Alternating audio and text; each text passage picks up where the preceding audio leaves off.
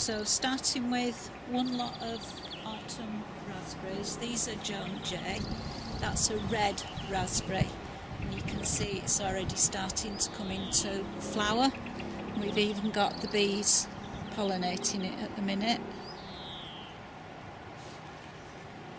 Moving along the structure. Just going to stop and have a look at one of the alpine strawberries we've got growing, which has got some nice red berries on. They're much smaller than normal strawberries, but quite nice. There's another one there.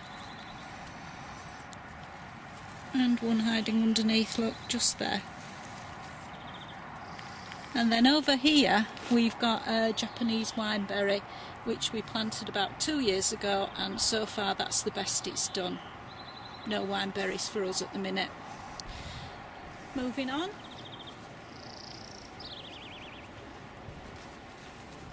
We've got our thornless blackberry, recommended by Tanya. This is Loch Ness, I think it's called, and there's some berries already going black. We've had one or two actually. It is one or two, but there's quite a few on there to say it's quite a young plant. We're going to walk up to the back of the plot now, to what we'd call the neglected part of our fruit beds. Starting off, we've got our overspill strawberries. The idea was that these plants were going to be grown on just in case we needed to use them in our proper strawberry bed, but we didn't. So we didn't like to dig them up, we just left them, which is why they're a bit of a mess, with foxgloves growing in amongst them and some weeds as well that need pulling out. Another very overgrown bed is the black currant and red currant bed. All these were taken as cuttings from plants we already had. They've not really done very much at the minute, although the white currants are starting to fruit. But they are really quite tiny, more seed than currant. It's the hazel at the back, which we hope to have some cob nuts on at one point. And then, being optimistic, we've got a grapevine. This is Madeleine Sylvana. There are some little bunches of what promise to be grapes on, but whether they'll actually ever turn into fruit is anybody's guess. There's not quite a few of them. Maybe we should take some off, but we won't bother. Through the arch, and we move on to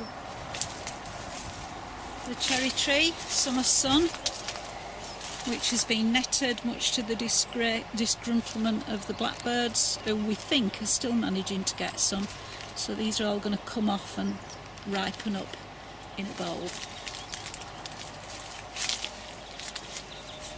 And looking down here, these are what were our summer raspberries. We think that the wet conditions have caused them to have some sort of root fungus. So these are all going to have to come up, and we can't plant raspberries here again because of the fungus, so we're going to have to think of something else to put here, which is a shame. And behind we've got gooseberry bush here, grown as a sort of a cordon. That's a green gooseberry. And then next to it is our reluctant male kiwi. Got some beautiful leaves, but no flowers.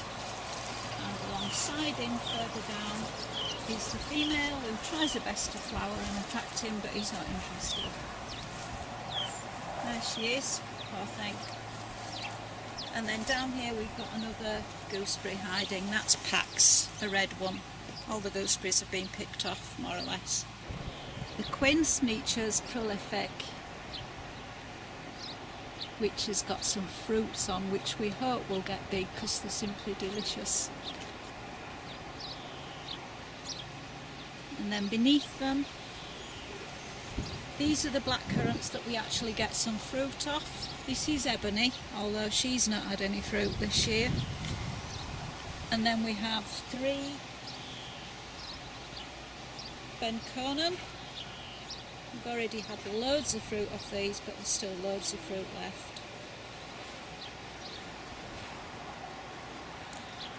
Birds seem to leave most of these for us. I think they do get some, but we don't take too many, so we don't bother netting.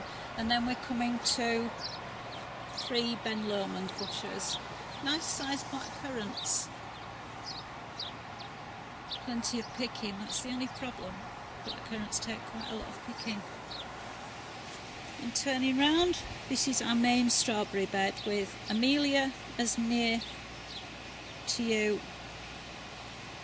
as it, well, then it's near to you basically. That's the late strawberry, and then the one to its left is flamenco, which should be an ever-bearing one, so that should keep giving us 1 or 2 strawberries right through. And then over the far side we've got marshmallow and marshmallow, which are over and done with now and need some tidying up and some feeding. Get them in the mood to give us some fruit next year.